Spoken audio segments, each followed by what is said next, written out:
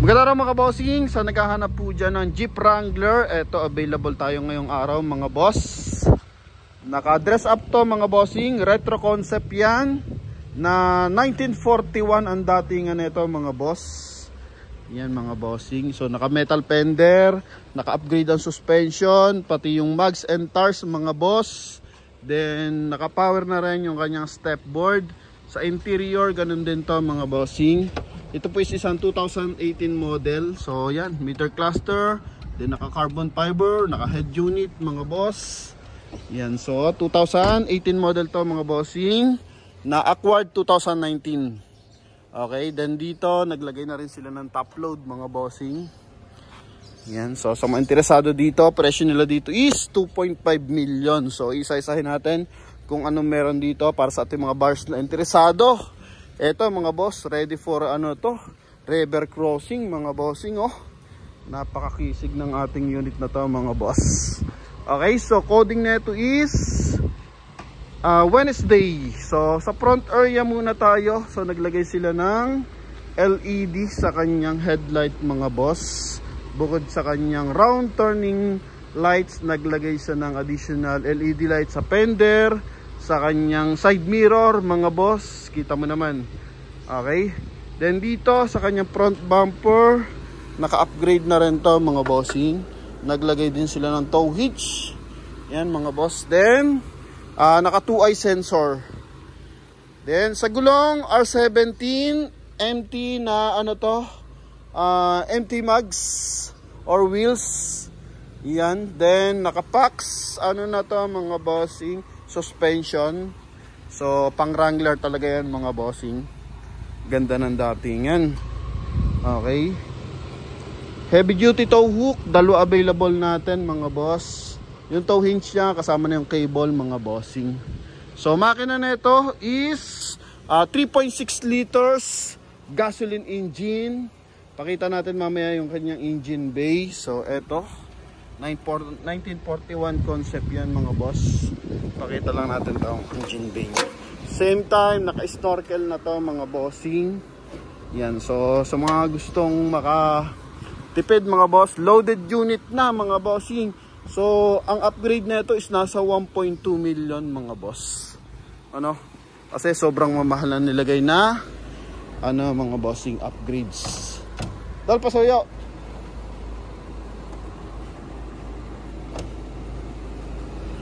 Open lang natin mga boss. Hindi kanin sang kamay. Yan. Yun. Yan. V6 engine to mga boss. Okay. Ganda ng timing ng makina mga boss. Kahit 2018 model. Lakas ng power. Walang mga tagas-tagas mga bossing. Naka ABS. Yan. Then Motolite na XL ang gamit mga bossing. Ha? Okay, so fully loaded, full equipped. Pati yung kanya mga LED lights naka-upgrade yan mga boss. So may mga switches din ng ilaw yan dito mga bossing. Ito pakita natin dito mga boss. Okay, dalsan tong isang ilaw, check mo nga to. Ito nawala.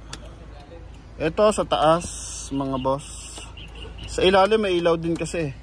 Ang kagandahan pa mga bossing, upgraded din yung kanyang side mirror. So naka-wing kasi kapag naka-upgrade mga boss. So eto is naglagay sila ng ano mga bossing metal. And same time naka 360. Check natin kung 360 mga bang to mga boss. Yeah, with camera lang mga bossing. So dalawang side lang. Check natin sa reverse cam. Eto mga boss. Okay. Ayan mga bossing ah.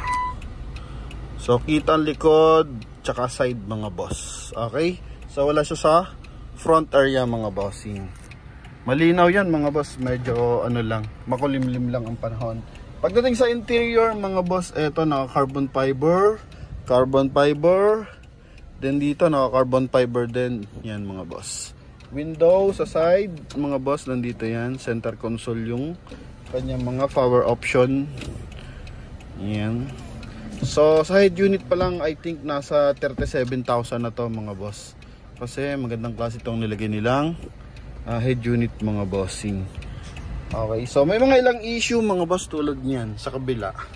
So check natin kung wala ba talaga yan mga boss. Okay, yung kanyang carbon fiber liner sa door panel mga boss. Yan o. Then dito mga bossing, I think upgraded na rin tong ating meter cluster. Tingnan mo naman yan.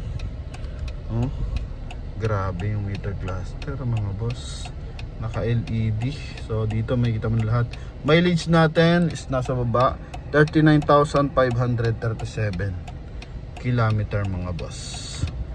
Okay. Yan. So sa mga naghahanap po ng Jeep Wrangler, ito available tayo mga boss. May kaano na rin to, dashcam. Yan. Ganda, muskulado talaga. Ito mga bossing is convertible, natatanggal yan. Yun nga lang, naglagay sila ng top load sa taas mga boss. So hindi natin maangat.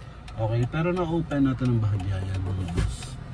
Yan, so papakita lang natin na convertible talaga siya. Okay. Yan, so kung tatanggalin natin yung top load sa taas mga bossing, yan, ma-open mga yan mga boss, no? Okay. Yan, so pinakita lang natin mga bossing para at least may idea lang yung ating mga viewers and buyers. So price dito mga bossing 2.5 million sa mga interesado mga bossing. So marami specs to, hindi lang natin masyadong kabisado. So pasensya na po kayo. So naka cruise control mga boss. Then dual gearbox to mga bossing. Optional 4x4 unit mga boss. Ano? Okay. Yan. So napakaganda ng ating unit to mga bossing. Dito pa lang sa kanyang step board. So automatically yan.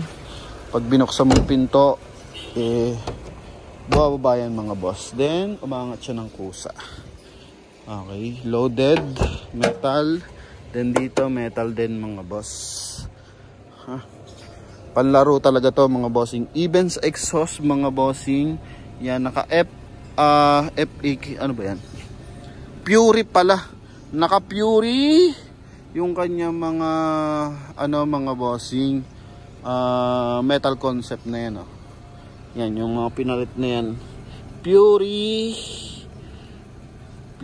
in hindi ko mabasa mga boss eh.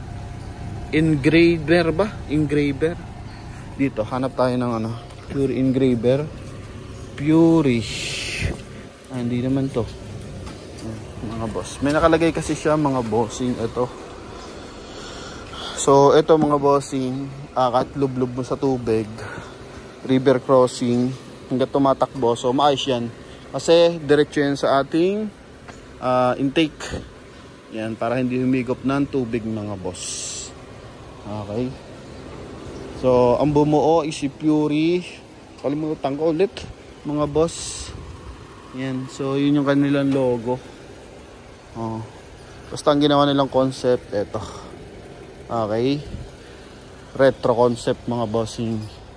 Fury off-road ba? Hindi naman Fury off-road mga bossing. Ito kasi mga boss, hindi ko mabasa. Even yung kanyang fuel tank, metal mga boss. Yan pabasa nga mga bossing. Ha? Fury engraver. Yun, Fury engraver pala. Okay, mga boss. Makapal pa mga gulong na ito mga bossing. Naka-empty mugs mga boss. All this brake. Ganda ng power na ito mga bossing. Kulang lang to sa magandang detailing mga boss. Kaya sa mga bar natin interesado, papalinis natin to na maigi if ever na interested kayo dito mga bossing, no? Lalo na ngayon nag-uulan, so bagay na bagay ito gamitin mga boss.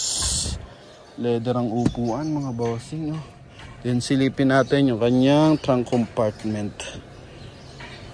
Okay. Yan. Ito, yung kanyang trunk compartment mga boss. Yan, dito muna. Open mo yan. Bigat to. Metal na rin to mga bossing. So ready for river crossing. Hindi lang match yung kanyang mga mating mga boss. Okay. Doon lang siya nagmukhang mura-murahin sa kanyang mating.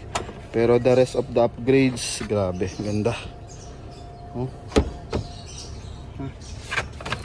So, pag tinanggal mo yan as convertible, natatanggal kasi yan mga boss. Okay, may mga lock lang.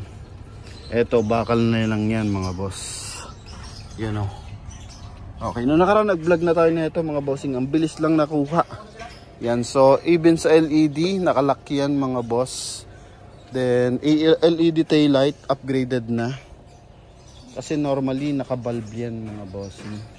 Yan natin sara. No, ganyan muna natin mga boss. Tingnan natin sa malayuan. Yan, sa mga nangangarap ng Jeep Wrangler mga bossing. Ito. Available tayo mga boss. Sports Unlimited o Unlimited Sports ba to mga bossing? Wala kasing identification sa ano mga boss. Sa papers. Nakalagay lang Jeep Wrangler lang na 3.6 mga bossing. So sa mga pamilyar ito. Gasoline engine to mga boss ha. Galing no. Pati dito sa kanyang ano. Shoot na. Oh. Aha. Punong-puno na muscle ang loob mga bossing. Oh. Sa mga interesado mga boss, tawag na sa ating contact number na nasa screen.